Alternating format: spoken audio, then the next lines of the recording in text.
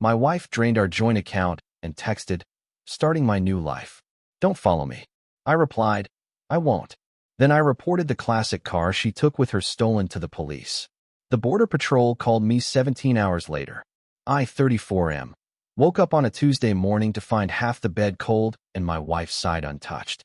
The house felt different, emptier somehow, though I couldn't quite place why until I walked into our garage and saw the empty space where her grandfather's 1967 Mustang should have been. The car wasn't just any vehicle. It was a fully restored Shelby GT 500, cherry red with white racing stripes, worth somewhere north of $200,000.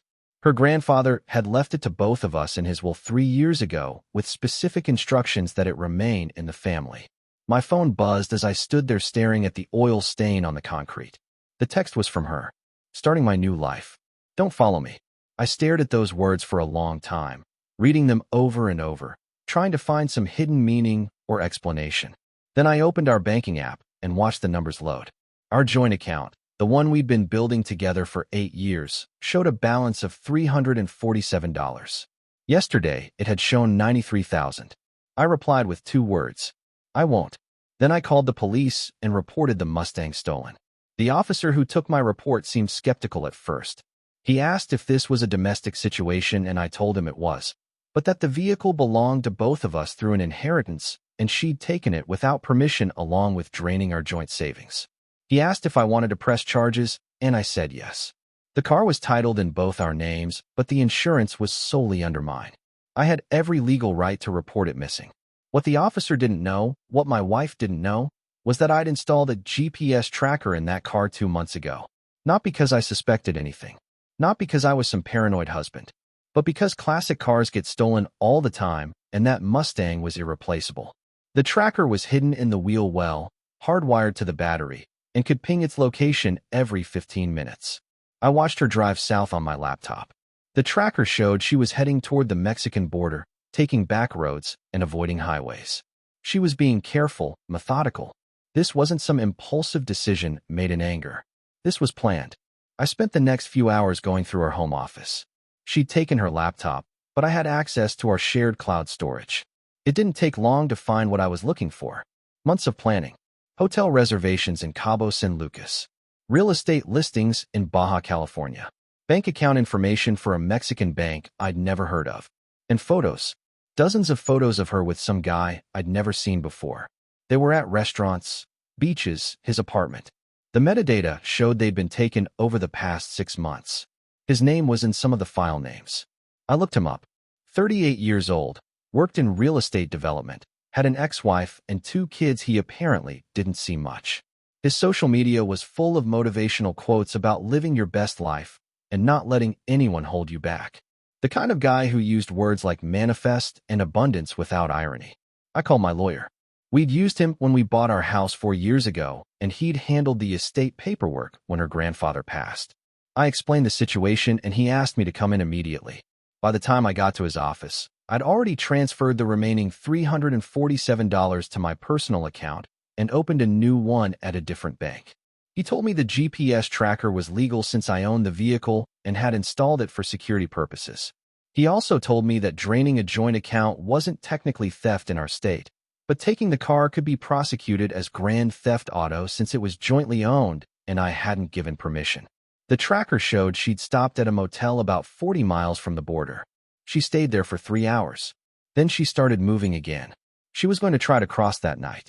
My lawyer made some calls. He had connections with customs enforcement from previous cases. They put out an alert on the vehicle.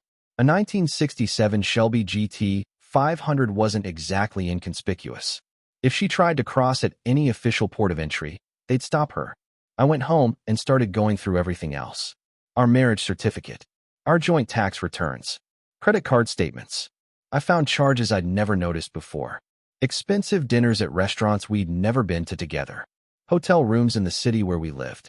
She'd been using our money to fund an affair for half a year, and I'd been too blind or too trusting to see it. The Border Patrol called me 17 hours after I'd reported the car stolen. It was 4 in the morning. The agent identified himself and asked if I was the owner of a red 1967 Shelby GT 500. I confirmed I was. He told me they'd detained my wife at the San Isidro crossing. She'd tried to enter Mexico with the vehicle, and when they'd run the plates, it showed up as stolen. She was claiming it was a misunderstanding, that it was a marital dispute, but they were holding her pending investigation. He asked if I wanted to press charges. I said yes. Then he told me something interesting. She wasn't alone. There was a male passenger in the vehicle. They'd both been detained. The agent asked if I knew who he was, and I told him I had an idea. He said they'd found $60,000 in cash hidden in the trunk, wrapped in plastic bags and stuffed inside the spare tire well. That was odd, he said, because she declared she was only carrying $3,000 when asked at the crossing. I drove down to San Diego that morning. The Border Patrol station was exactly what you'd expect. Fluorescent lights, uncomfortable chairs, and the smell of bad coffee. An agent took me into a room and showed me paperwork. My wife had been arrested. The man with her had been arrested. The car had been impounded. The money had been seized pending investigation into whether it was connected to any illegal activity. I asked to see the vehicle. The agent took me to the impound lot. The Mustang sat there under harsh lights, looking smaller somehow. They'd searched it thoroughly. The trunk was open. The seats had been partially removed. I walked around it slowly, running my hand along the hood. Her grandfather had loved this car. He'd spent 15 years restoring it. He'd taught her how to drive in it. And she'd been willing to sell it or abandon it or whatever she'd planned to do with it in Mexico, just to run away with some real estate developer who posted inspirational quotes on Instagram. The agent asked what I wanted to do with the vehicle. I told him I'd arrange transport back home. Then I asked about my wife. He said she was being processed. She'd likely be charged with grand theft auto, possibly money laundering, depending on where that $60,000 came from. The man with her was also being charged as an accomplice. They'd both be transferred to county jail within the next few hours. I called my lawyer from the parking lot. He said this was better than he'd expected. The criminal charges meant I had substantial grounds for divorce and for claiming she'd engaged in fraud and theft of marital assets. The $60,000 in cash was suspicious enough that the authorities would investigate where it came from. If it was from our joint account, I had a case for her stealing from me. If it was from somewhere else, that raised other questions. I drove home in a rental car. The Mustang would be transported back by a specialist company in a few days. I spent the drive thinking about the last 8 years. When we'd met, when we'd married, when her grandfather had died and left us the car and a modest inheritance that we'd used as down payment on our house. I tried to pinpoint when things had changed, when she'd decided this life wasn't enough, when she'd met him and started planning her escape. Update 1. The arrest made local news 3 days later. Not the big networks, but the local San Diego station picked it up because of the car. Classic Mustang seized at border in alleged theft case. They didn't use names, but anyone who knew us would recognize the details. My phone started ringing. Friends asking if I was okay. Family members who'd heard through the grapevine. Her mother called me crying, asking what had happened, asking if there was anything she could do. I told her mother everything. About the affair, about the drained account, about the plan to flee to Mexico. Her mother was quiet for a long time. Then she said she'd sensed something was wrong the last few months, but hadn't wanted to pry. She apologized for her daughter's behavior. She asked if I needed anything. I told her I was fine, that I had a good lawyer, that I just wanted to move forward. My wife's lawyer contacted mine 4 days after her arrest. She was out on bail, staying with her sister. She wanted to talk. My lawyer advised against it, but I agreed to meet her in his office with both lawyers present. She looked terrible. Her hair was unwashed. She had dark circles under her eyes. She wouldn't look directly at me. Her lawyer did most of the talking. They wanted to negotiate. She was willing to plead to lesser charges if I would agree to drop the theft complaint. She'd return what was left of the money. We could handle the divorce amicably. I asked how much was left. Her lawyer said about $40,000. She'd already spent $50,000 on hotel deposits, travel arrangements, paying off some of his debts. I asked about the $60,000 they'd found in the car. That was his money, she said quietly. He'd been planning to invest it in a property development in Mexico. My lawyer asked where he'd gotten $60,000 in cash. Her lawyer said that wasn't relevant to this case. My lawyer disagreed. He said it was very relevant because if my wife was involved in helping transport illegally obtained funds across an international border, that opened up federal charges. She started crying then. She said she didn't know where he got the money.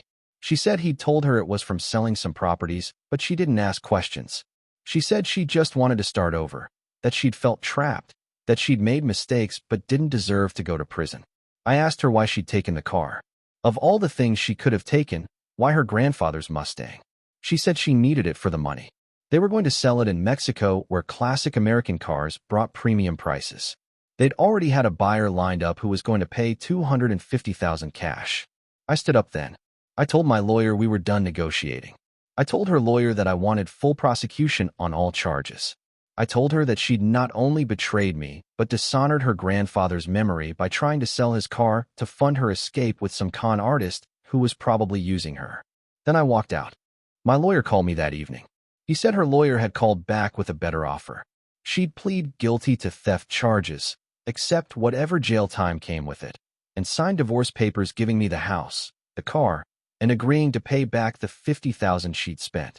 In exchange, I'd agree not to pursue any claims against her inheritance from her grandfather, which included some land in Montana worth about $100,000.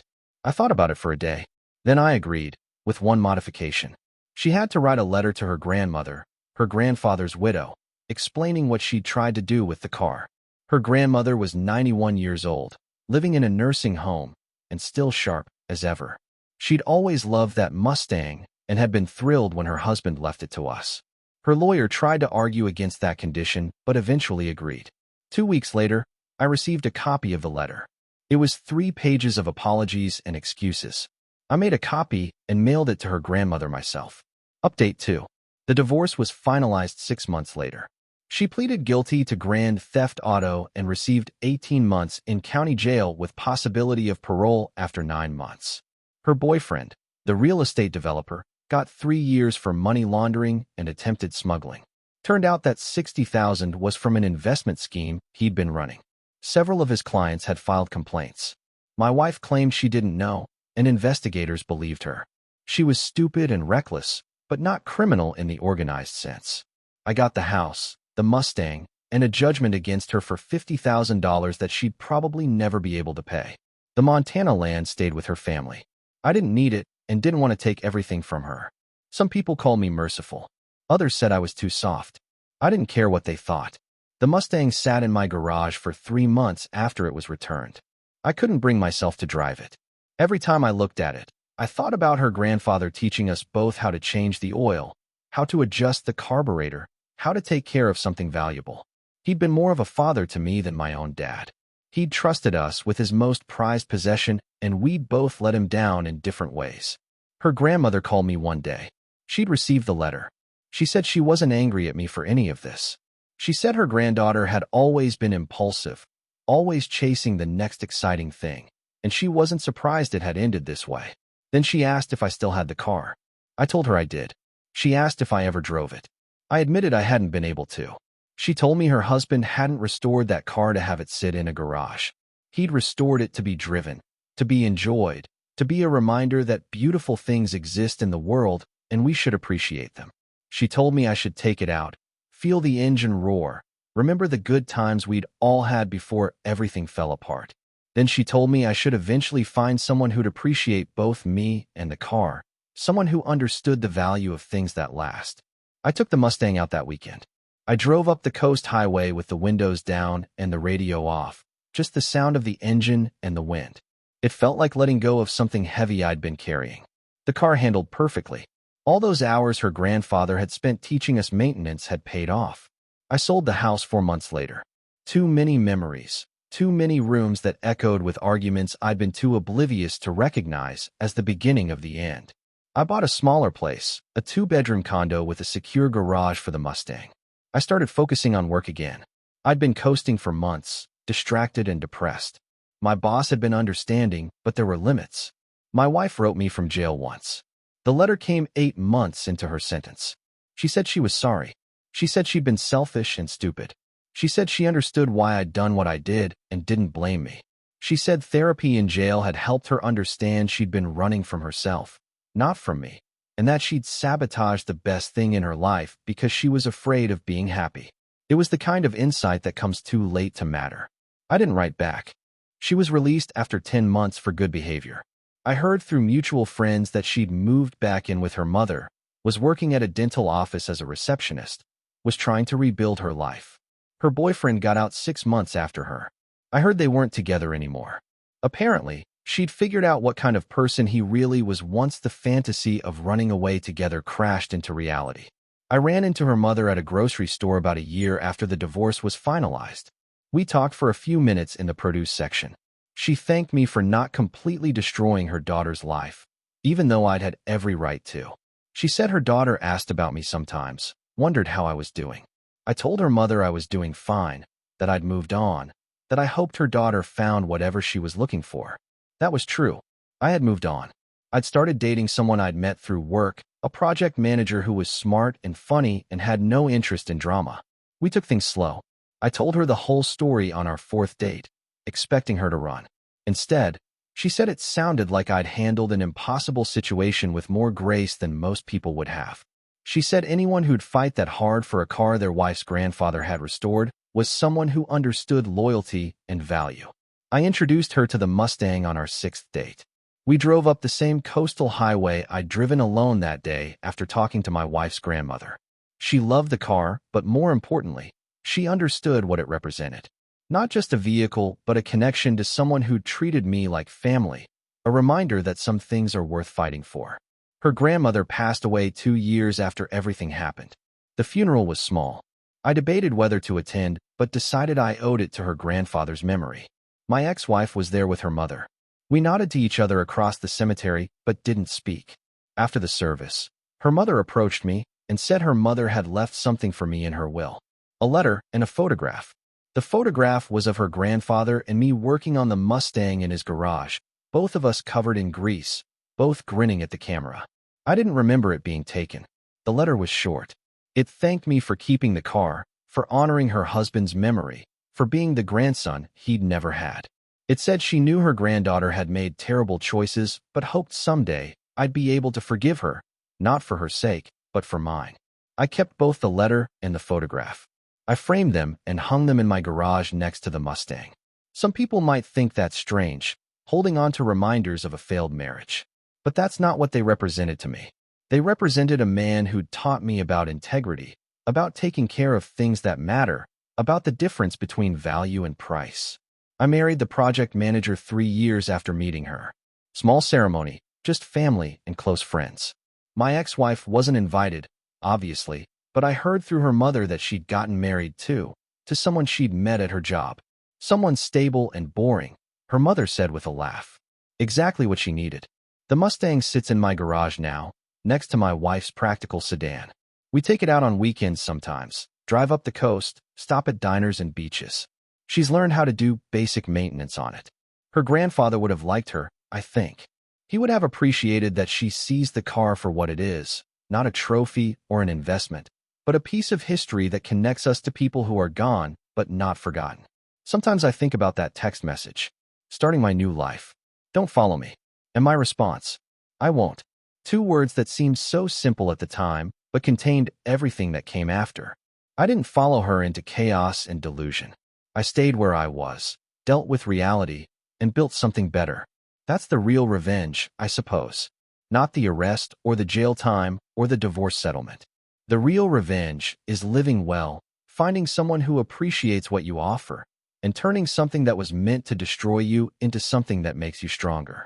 The Mustang still runs perfectly, and I'm still here, still driving it, still honoring the memory of a man who taught me that some things are worth fighting for, and some people aren't worth following.